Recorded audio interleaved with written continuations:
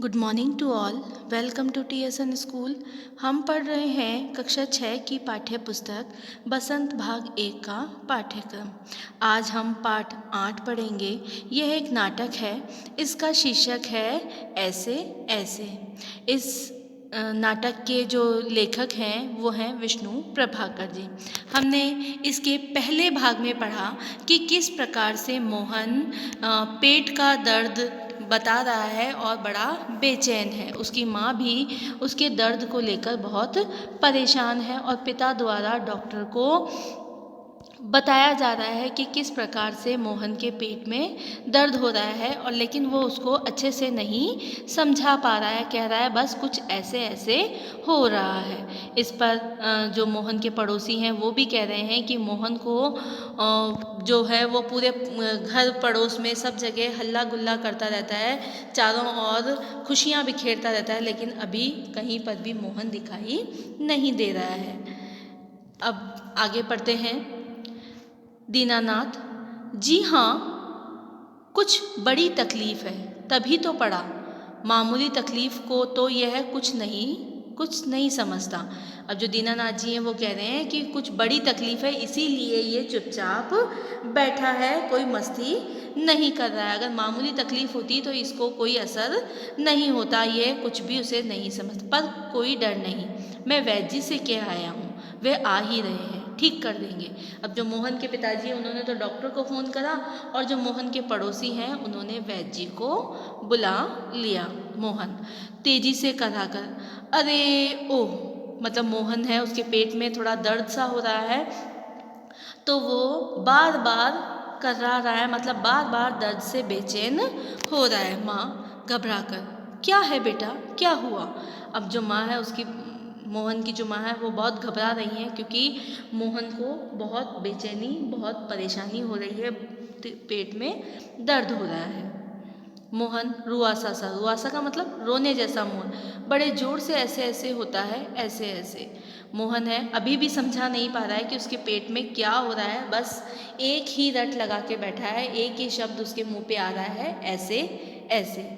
माँ: ऐसे कैसे बेटे, ऐसे क्या होता है? अब जो माँ है वो पूछ रही है ऐसे का मतलब क्या हो रहा है, तेरे पेट में गुब्बारा जैसा फूट रहा है, चाकू जैसा चुभ रहा है, ये सारी बातें उसे पूछ चुके, लेकिन सबका जवाब वो क्या दे रहा था, नहीं में दे रहा था। तो भी माँ उसे पूछ रही है ऐसे का मतलब क्या है, मुझे समझाओ। मोहन ऐसे ऐसे पेट दबाता है। मोहन फिर कहता है कि ऐसे ऐसे, और पेट को दबाकर बताता है। वैद्य जी का प्रवेश, और उतने में ही वैद्य जी आ जाते हैं। वैद्य जी: कहाँ है मोहन? मैंने कहा जय राम जी की। कहो बेटा, खेलने से जी भर गया है, कोई धमा चौकड़ी करने को नहीं बची है क्या? सब उठकर हाथ जोड़ते हैं। वैद्य जी मोहन के पास कुर्सी पर बैठ जाते हैं।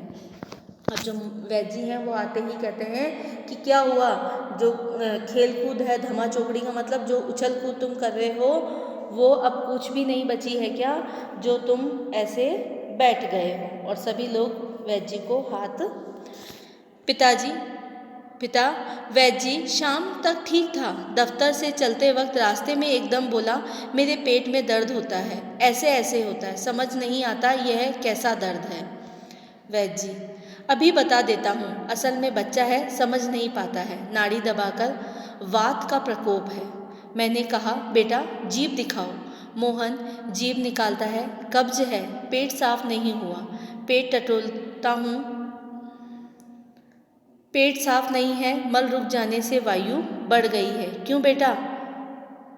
हाथ की उंगलियों को फैलाकर फिर सिकुड़ते हैं, ऐसे ऐसे होता है। अब जो वैद्य जी हैं वो बता रहे हैं कि वात का प्रकोप, वात का मतलब पेट में हवा भर गई है, पेट साफ नहीं हुआ है, पेट में कब्ज हो गई है, इसीलिए वो दर्द कर रहा है। अब जो वैद्य जी हैं वो हाथों की उंगलियों को सिकोड़ कर, फैलाकर फिर सिकोड़ रहे हैं, बोल रहे हैं कि ऐसा कुछ हो रहा है। मोहन करा कर, जी हाँ। ओह, तो अब मोहन बता रहा है कि हाँ सचमुच, जैसे कोई चीज़ पहले फैल रही है फिर सिकुड़ रही है, ऐसा ही कुछ हो रहा है।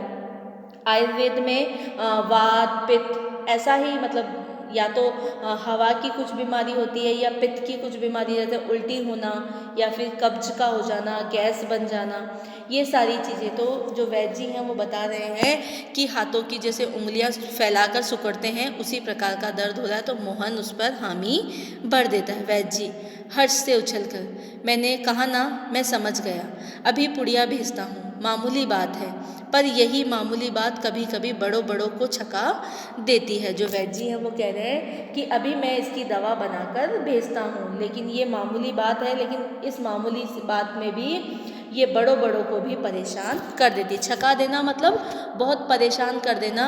ये बात तो मामूली है, लेकिन अगर बड़ी बीमारी बन जाए तो ये सब बहुत नुकसानदायक हो सकती है। समझने की बात है। मैंने कहा, आओ जी दीनानाथ जी, आप ही पुड़िया ले लो।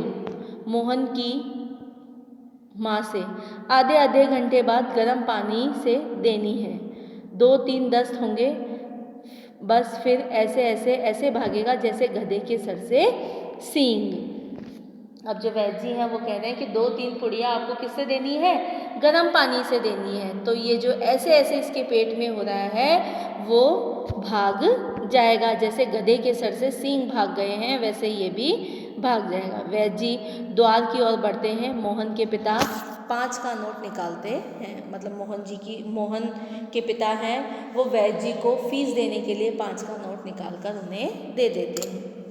वैद्य जी, ये है आपकी भेंट, नोट देते हुए। पिताजी जो है वो वैद्य जी को उनकी भेंट देते हुए उन्हें बोलते हैं कि ये आपकी फीस है। वैद्य जी नोट लेते हुए, अरे मैंने कहा आप यह क्या करते हैं? आप और हम क्या दो हैं? अंदर के दरवाजे से जाते हैं तभी डॉक्टर प्रवेश करते हैं। अब जैसे ही वैद्य जी निकलते हैं वहाँ से कौन आ जाता है? डॉक्टर आ जाते हैं। हेलो मोहन, क्या बात है, ऐसे ऐसे क्या कर लिया? माँ और पिताजी फिर उठते हैं। मोहन का रहता है डॉक्टर पास बैठते हैं।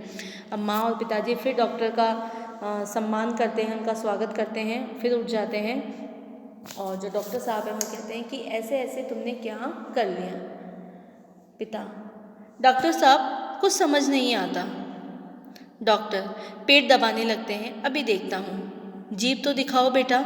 मोहन जीभ निकालता है। तो मिस्टर, आपके पेट में कैसा होता है? ऐसे ऐसे। मोहन बोलता नहीं, कर रहता है। अब मोहन जो है वो बोल के नहीं बता रहा है, पेट से ही बता रहा है कि ऐसे ऐसे कुछ होता है।